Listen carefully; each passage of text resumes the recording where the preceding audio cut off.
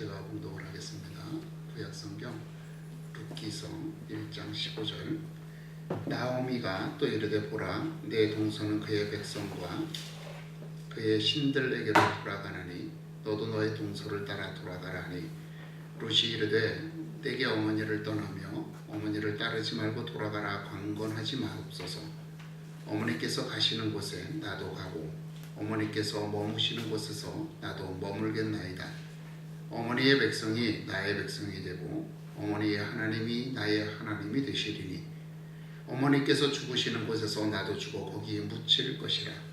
만일 내가 죽는 일 외에 어머니를 떠나면 여호와께서 내게 벌을 내리시고 더 내리시기를 원하나이다 하는지라. 나오미가 룻이 자기와 함께 가기로 굳게 결심함을 보고 그에게 말하기를 그치니라. 아멘. 본문을 통하여 룻의 믿음이라는 제목으로 함께 하나님의 말씀을 상고해보고자 합니다.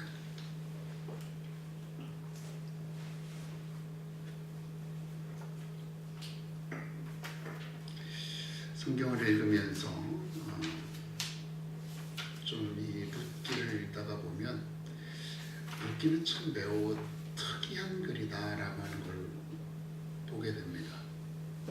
왜 그러냐면요, 첫 번째로 이 룻기서는 여인이 주인공이라는 거예요. 한 여인이 주인공이라는 거죠. 여러분, 성경을 가만히 읽어보시면 대부분이 다 남자들을 중심으로 기록되어져 있어요. 창세기 하면 아브라함과 이렇게 쭉 이삭, 야곱, 또 아담 이런 식의 남성을 중심으로 되어 있죠. 민수기, 레위기, 신명기 전부 다 그 남자들이 중심이 돼서, 모세가 중심이 돼서 이끌어간단 말이에요. 사사기도 보게 되면 대부분의 사사들이 다 남자예요. 단 한 사람, 드보라 빼고는 다 남자죠. 그리고 여호수아서도 그렇고 열왕기상하도 그렇고 다 남자들이 주인공이란 말이에요. 그리고 예언서로 들어가도 선지서로 들어가도 다 누가 썼어요? 남자들이 썼어요. 그런데 성경에 여자가 주인공인 성경이 딱 두 권이 있죠. 에스더하고 룻기예요. 그러니까 굉장히 좀 독특한 글이란 말입니다. 그 다음에 물론 이제 성경에 여자들이 좀 중요한 역할을 하는 경우들도 있어요. 아까 말씀드렸던 드보라 사사 같은 경우, 또 다윗의 아내였죠. 아비가일, 그는 나발의 아내였는데 나발이 좀 다윗을 선대하지 않고 무시하다가 죽음의 위기에 몰린 걸 알고 아비가일이 지혜롭게 대처해서 그 가족을 살린단 말이에요. 근데 그 사실을 알고 나발이 놀라서 죽잖아요. 그 이후에 아비가일은 다윗의 아내가 되는 겁니다. 그럼 아비가일 같은 경우, 이런 경우들이 좀 중요한 순간순간에 중요한 인물로서 여자들이 등장하기는 하지만, 이렇게 성경의 한 권의 주인공이 되는 경우는 에스더서와 룻기서 두 개밖에 없다는 겁니다. 두 번째로요, 이 룻기서를 특별하게 하는 것은요, 룻이 이방인이라는 거예요. 이방인, 이스라엘 사람이 아니라는 겁니다. 우리 룻기서를 읽어보면 어떻게 되어 있어요? 나오미라고 한 여인이 자기가 살던 이스라엘 땅에 가뭄이 들으니까 이 가뭄을 피하기 위해서 남편과 자식들을 데리고 어디로 가요? 이방 땅으로 이주를 하는 거예요. 그런데 거기 가서 살다가 남편도 죽고 아들들 둘도 다 죽어버립니다. 그러니까 여기에서 더 이상 기댈 곳이 없으니까 이제 내가 돌아가야 되겠다고 돌아가는데, 그 아들들이 어디에서 결혼을 했느냐면 이방 땅에서 결혼한 거예요. 이방 여인들을 맞이해서. 그 며느리 중에 한 사람이 롯이란 말이에요. 그러니까 이 롯은 이방 여인이에요.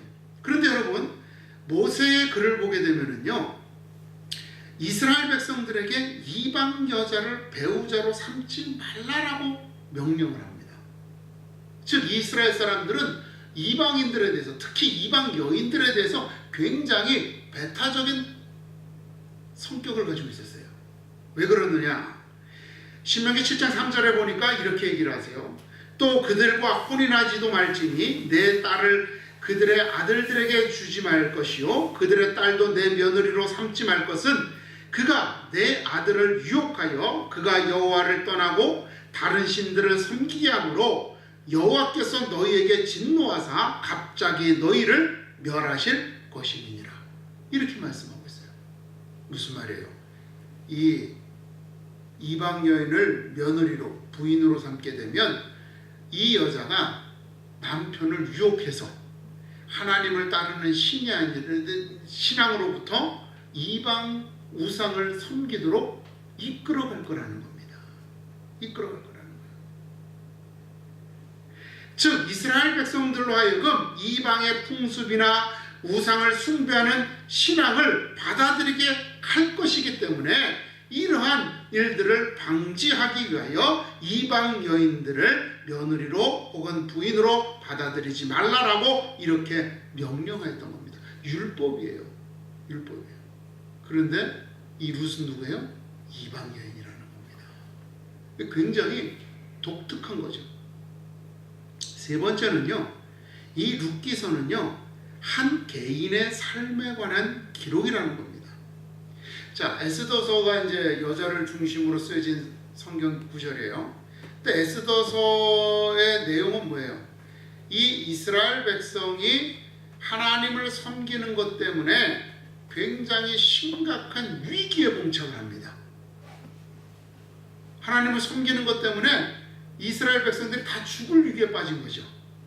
그랬을 때 이 에스더가 왕의 부인, 왕으로 들어가고 그 왕으로서 지혜롭게 처신을 함으로써 이스라엘 백성을 구하는 일이에요. 그러니까 이 에스더는 한 개인의 삶에 관한 기록이 아니라 이 에스더라고 하는 한 인물을 통해서 이스라엘 민족을 구하는 아주 거대한, 위대한 이런 일들을 행하는 기록이란 말이에요. 성경의 다른 내용들도 대부분 다 그래요. 사사들도 그래요. 아까 말했던 드보라, 여자 선지자 사사였던 드보라도 여러분 어때요? 이스라엘 백성들이 위기에 빠졌을 때 그 이스라엘 백성들을 건져내는 역할을 하는 거예요. 그런데 룻기를 가만히 읽어보세요, 여러분. 여기에는 이스라엘 민족이 위기에 빠진 게 없어요. 위기에 빠진 건 누구예요? 나옴이라고 하는 한 여인이에요. 그리고 그 여인에 대해서 자기 시어머니에 대해서 신의를 지킨 룻이라고 하는 한 여인, 그 여인에 관한 기록이란 말입니다. 단순히 한 여인의 삶에 관한 글이란 말이죠. 이러한 세 가지 측면에서 이 룻기서는 굉장히 독특한 성격을 가지고 있다라고 말할 수 있는 것입니다.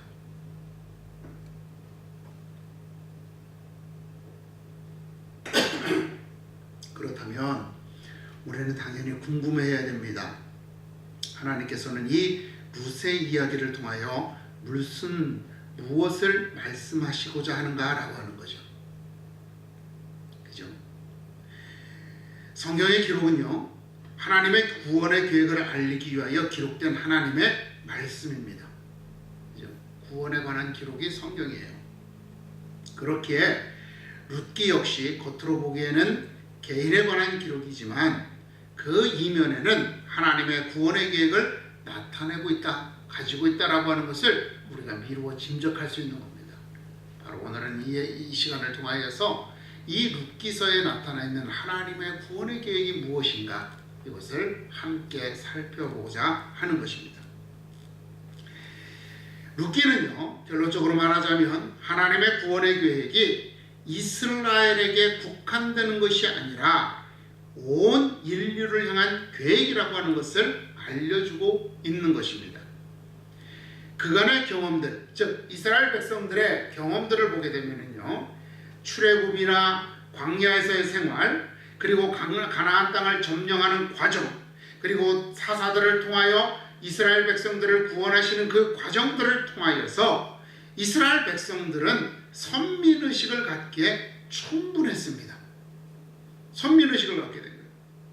이것은 민족적인 자긍심이죠. 우리 민족이 하나님께 선택되었다. 근데 우리 민족이 아니라 우리 민족만이 선택되었다라고 하는 그러한 어떤 특별한 의식을 갖기에 충분했다라고 하는 겁니다. 이 선민의식은요, 민족적인 자만심으로 변질이 됩니다. 민족적인 자만심. 우리 민족만. 그래서 이방의 민족들을 무시하고 외면하고 그들을 향하여 문을 닫아버리는 일들이 나타나게 되는 것입니다. 하지만 하나님께서는 이스라엘 백성만을 구원하시고자 하신 것이 아니라 이스라엘 백성을 통하여 온 인류에게 구원의 계획을 선포하시고자 하셨던 것입니다. 이스라엘 백성을 선택하신 것은 그들만을 구원하시고자 함이 아니라 이스라엘 백성을 통하여 온 인류에 하나님의 구원의 계획을 선포하시고자 하셨다라고 하는 것입니다. 그렇기에 이스라엘 백성들이 중요하게 여기는 혈통, 그것도 단순히 일반인이 아닌 다윗의 혈통에 이방인이 속하도록 하신 것이란 말입니다. 그러니까 다윗이라고 하는 인물은 이스라엘 백성들에게 굉장히 중요한, 그리고 아주 그냥 우러러보는 그러한 인물이에요. 이러한 인물의 혈통, 그들의 조상에 이방 여인이 있다라고 하는 것을 이스라엘 사람들이 잊지 않도록 하는 거죠. 그렇게 함으로써 하나님께서는 이스라엘 백성들만을 구원하시는 것이 아니라 이방인들에게도 구원의 문이 열려 있구나라고 하는 것을 알도록 하시고자 하셨다라고 하는 것입니다. 이방인들만도 하나님의 구원의 계획에 포함되어져 있다라고 하는 것을 선포하신 것입니다. 만일에 룻만이 이렇게 다윗 왕의 혈통에 속해 있다면 우연이라고 말할 수 있을 것입니다. 그런데 룻만이 이방인의 혈통을 다윗 왕의 혈통에 섞인 것이 아니에요. 누가 있느냐? 라합이라고 하는 여자도 있습니다. 마태복음 1장 1절로 16절에 보게 되면은요, 다윗 왕, 아니 예수님의 그 족보가 나와요. 족보가 나오는데 유다와가 다말로부터 아들을 낳고, 그죠? 그러면서 쭉 나가다가 라합과 룻이라고 하는 이방 여인이 나옵니다. 이 라합은 누구냐? 이스라엘 사람들이 가나안 땅을 점령하려고 할 때에 여리고성에 정탐꾼을 보냅니다.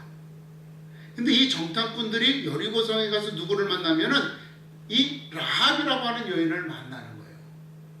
이 라합은 이 정탐꾼들을 자기의 집으로 맞아들여서 먹이고 재우고 또 이들을 잡으러 온 여리고 성의 군사들로부터 보호하고 숨겨주고 그리고 이들을 탈출시키는 역할을 합니다. 그런데 그 과정에서 이 라합이 뭐라 그래요? 우리가 당신들에 대해서 익히 잘 들었습니다. 그러니 나중에 당신들이 이 여리고성을 멸망시킬 때 나와 내 가족을 살려주옵소서 부탁을 하죠. 그리고 나서 이 라합이 이 다윗의 조상과 결혼을 하게 되는 거예요.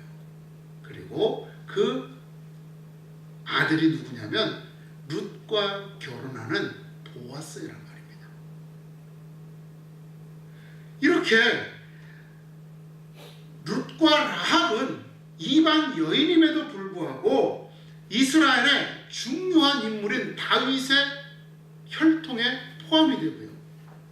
이것이 그들의 족보에 아예 기록이 돼서 자자손손 다윗 왕의 족보를 외울 때마다 배우도록 만드는 거예요. 그리고 그들을 통하여서 예수 그리스도가 이 땅에 태어나게 되어지는 거란 말입니다. 이를 통하여 하나님께서는 이스라엘 백성들이 이방인을 향한 하나님의 계획을 반복적으로 듣고 잊지 않도록 하나님께서 역사하신 것이라는 겁니다. 자, 이렇게 크고 놀라운 계획 가운데에 룻이 사용을 받았습니다. 그럼 룻이 어떻게 이렇게 하나님의 큰 일에 사용되었느냐? 룻은요, 믿음으로 이 은혜로운 일들을 감당할 수 있게 되었습니다. 혈통상으로는 이스라엘 사람이 아니기에 이 구원의 만년을 들 수 없는데 룻이 어떻게 구원의 반열에 들었느냐? 믿음으로 말미암아 구원의 반열에 오르게 된 것이라는 말입니다. 룻은 이방 여인이지만 자기가 살고 있던 곳으로 이주해온 이스라엘 사람과 결혼을 하였습니다. 그런데 그의 남편이 죽고 말았습니다. 이제 그녀의 시어머니인 나오미는 다시 이스라엘로 돌아가려고 합니다. 그러면서 나오미는 며느리들에게 자신을 떠나서 친정으로 돌아가라라고 명령을 내리죠. 그런데 나오미의 간청에 다른 며느리는 결국 돌아갔지만 룻은 나오미를 떠나지 않았습니다. 그녀는 그리고 이렇게 말합니다. 오늘 우리가 읽었던 본문이죠. 어머니께서 가시는 곳에 나도 가고 어머니께서 머무시는 곳에서 나도 머물겠나이다. 어머니의 백성이 나의 백성이 되고 어머니의 하나님이 나의 하나님이 되시리니 어머니께서 죽으시는 곳에서 나도 죽어 거기 묻힐 것이라. 만일 내가 죽는 일 외에 어머니를 떠나면 여호와께서 내게 벌을 내리시고 더 내리시기를 원하나이다. 그녀는요, 이 나오미, 시어머니인 나오미를 통하여서 하나님을 알게 되었습니다. 그리고 하나님을 믿게 되었습니다. 그렇게 어머니의 하나님이 나의 하나님이 되리라고 신앙을 고백할 수 있었던 거죠. 더군다나 자신이 나오미를 떠나게 될 때에 하나님의 징계가 자신에게 임할 것이다 라고 고백을 하는 거죠. 이거는 신앙이 없으면 안 되는 거예요. 그죠? 우리가 일반적으로 다른 사람하고 이렇게 어떤 약속을 할 때 하나님의 이름으로 약속을 해요. 그죠? 그거는 내가 그만큼 하나님을, 내가 믿는 하나님 앞에 나의 모든 삶을 걸고 약속하는 거니까 그만큼 확실한 거라고 하는 것을 보증하기 위해서 그래요. 근데 우리가 부처님 이름으로 약속해, 그럼 그 사람이 믿어요? 안 믿죠. 거짓말이라는 거예요. 왜? 내가 부처님을 안 믿는다는 걸 알기 때문에. 즉 나오미가 이렇게 하나님의 이름으로 약속을 한다, 맹세한다는 건 그녀가 하나님을 믿는다는 증거라는 겁니다. 그녀는 혈통상으로는 이방인이었지만 믿음으로 하나님의 백성이 되었던 것입니다. 이러한 룻을 통하여 하나님께서는 이스라엘 백성에게 구원의 계획이 이방인에게도 적용됨을 나타내셨던 것입니다. 이러한 믿음으로 말미암아 하나님의 자녀가 된 사건이 라합에게서도 보여집니다. 라합 역시 다윗 왕과 예수 그리스도의 족보에 기록되어 있습니다. 그녀는 정탐꾼들에게 이렇게 말합니다. 여호와께서 이 땅을 너희에게 주신 줄을 내가 아노라. 너희의 하나님 여호와는 위로는 하늘에서도 아래로는 땅에서도 하나님이시니라. 그렇게 고백을 해요. 그러면서 자기를 살려달라고 부탁을 하는 거예요. 자, 이러한 이의 고백은 하나님이 여호와 하나님을 인정하는 이 고백이 바로 하나님을 향한 믿음의 고백이었던 것입니다. 그리고 이 믿음으로 말미암아 자기의 민족인 여리고 성의 군사들로부터 정탐꾼을 숨겨주고 탈출시켜주게 되었던 것입니다. 이러한 라합의 행위가 믿음에 근거한 것임을 야고보 사도는 자신의 글에서 이렇게 표현합니다. 이와 같이 기생 라합이 사람들을 접대하여 다른 길로 나아가게 할 때에 행함으로 의롭다 하심을 받은 것이 아니냐. 여러분, 야고보서의 주제가 뭐예요? 믿음을 행동으로 보이라는 거잖아요. 야고보 사도의 글의 내용은 그거란 말이에요. 그 글의 라합이 하나의 예로 거론되는 겁니다. 라합은 이렇게 행함으로 의롭다함을 얻었다. 이 행함의 근저에는 뭐가 있는 거예요? 하나님을 향한 믿음이 있다라고 하는 거죠. 그래서 히브리서는요, 라합의 행위가 믿음으로부터 말미암은 것임을 믿음으로 기생 라합은 정탐꾼을 평안히 영접하였으므로 순종하지 아니한 자와 함께 멸망하지 아니하였도다라고 기록하고 있어요. 히브리서는 뭐예요? 우리가 잘 알고 있다시피 특히 11장 믿음장이잖아요. 거기에 라합이 기록되어 있어요. 믿음으로 라합은 정탐꾼들을 접대하였다. 그래서 여리고성, 믿지 않은, 순종하지 않은 그 여리고성의 주민들이 다 멸망할 때 그는 살아남았다라고 하는 겁니다. 이렇게 믿음으로 말미암아 살리라고 하는 말씀이 룻과 라합을 통해서 반복적으로 드러나고 있는 거란 말입니다. 그런데 이스라엘 백성들은 이 사실을 인정하지 않는 거죠. 그래서 하나님께서 오죽 답답하셨으면 이것을 좀 더 분명하게 말씀하시려고 하박국 선지자를 통해서 말씀하는 거예요. 오직 의인은 믿음으로 말미암아 살리라. 이것이 이 룻기서를 통하여서 하나님께서 이스라엘 백성들에게 나타내시고자 하셨던 구원의 계획인 것입니다. 비록 여인이지만, 비록 이방인이지만, 비록 그냥 평범하게 삶을 살아갔던 한 여인이지만 그녀가 믿음으로써 하나님을 신뢰하며 그 믿음을 따라 살아나갈 때 하나님께서는 그녀를 사용하시고 그녀를 통하여 정말 그 이스라엘 백성의 훌륭한 위대한 왕이 태어나게 하시고 그 혈통상에서 우리의 구원자 예수 그리스도가 이 땅에 오시도록 역사하셨다라고 하는 겁니다. 여러분, 이처럼 하나님을 믿는 사람들은 그 믿음으로 말미암아 살게 된다라고 하는 것을 우리 성경은 예수님이 오셔서 갑자기 말씀하신 것이 아니라 이미 오래전부터 계획대 속에서 하나님이 실행해 오신 것이다라고 하는 것을 우리들에게 보여주고 있는 것입니다. 이 믿음의 계획, 이 구원의 계획은 끝나지 않았죠. 오늘 저와 여러분에게도 이 구원의 계획이 적용되어졌습니다. 이 시간 함께 예배드리는 우리 모두도 룻과 라합과 같이 또 하박국 선지자의 선포와 같이 믿음으로 말미암아 의인의 반열에 오른 사람들입니다. 성령 하나님의 역사하심으로 하나님을 창조주 예수 그리스도를 구원해주고 성령 하나님을 우리를 돌보시는 보혜사로 고백하는 이 삼위일체 신앙을 통하여 하나님의 구원을 받은 백성이 된 것입니다. 그러면 여러분, 이제 우리들에게 요구되어지는 것이 있습니다. 뭐죠? 룻이나 라합과 같이 이 믿음을 따라서 실천하는 거예요. 행동하는 거예요. 이 룻과 라합은 단순하게 믿는 것으로 끝나는 것이 아니라 그 믿음을 따라서 살아갔습니다.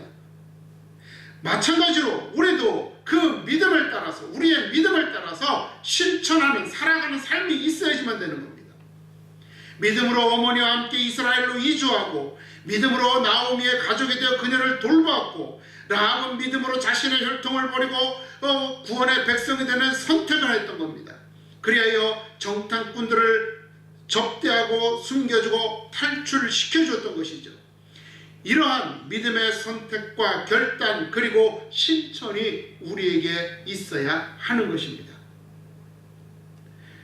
그 믿음의 선택과 결단은 우리의 악한 습관들을 버리는 것으로부터 시작되어야지만 합니다. 우리의 욕심을 버려야만 합니다. 우리의 행복과 평안을 바라던 소망으로부터 우리는 돌아서야지만 합니다.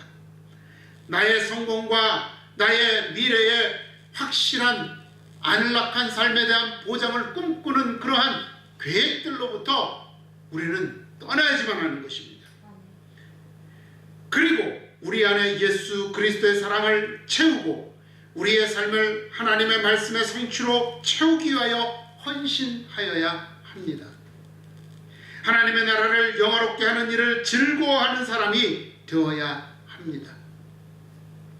힘들고 어렵고 낙심이 될지라도 그 하나님의 일들을 행하는 것이 우리의 삶의 기쁨이요 소망이 되어야 하는 것입니다. 우리가 이렇게 믿음으로 결단하고 실행할 때에 하나님께서는 우리를 통하여 일하시고 이루실 줄로 믿습니다. 어제 우리 교회를 방문하셨던 분과 이렇게 얘기를 하면서 그런 얘기를 하시는 걸 들었어요. 그분이 이제 잠실에 그 수정교회인가 이렇게 유리로 지은 아주 큰 교회 있잖아요. 거기를 다니시는데 거기 교회가 이제 예배를 스트리밍으로 이렇게 이제 방송을 하는데 실시간 방송을 한대요. 근데 거기에 이제 예배를 드리는 사람들 숫자를 이렇게 보게 되면 숫자가 굉장히 많다는 거예요. 그러면서 그분이 하는 말이 그러더라고요. 요새는 교회를 안 나가고 이렇게 인터넷으로 예배를 드리는 분들이 많이 있다라고 하네요. 여러분 그게 바람직한 모습이 아닙니다. 신앙이 있으면 그렇게 편리한 것을 찾아서 신앙생활을 편하게 하는 것이 아니라 조금 힘들고 어렵고 불편해도 교회에 나오고 그리고 그 교회에서 서로 교제하면서 무언가 하나님의 일들을 이뤄나가고 이럴 때 그게 온전한 신앙인이 되는 거예요. 우리는 이런 헌신이 있는 신앙, 그죠? 교회를 섬기고 봉사하고 우리의 삶의 자리에서 하나님의 말씀을 이루어 나가는 그 헌신하는 삶을 통하여서 우리가 신앙을 온전히 이룰 때 우리는 씨 뿌리는 자가 되는 것이고 우리는 열매를 거두기보다는 기초를 세우는 자들이 될 줄로 믿습니다. 이러한 놀라운 은혜에 동참하는 저와 여러분이 되기를 주님의 이름으로 축원을 드립니다. 기도하겠습니다. 하나님, 오늘 이 한 시간에는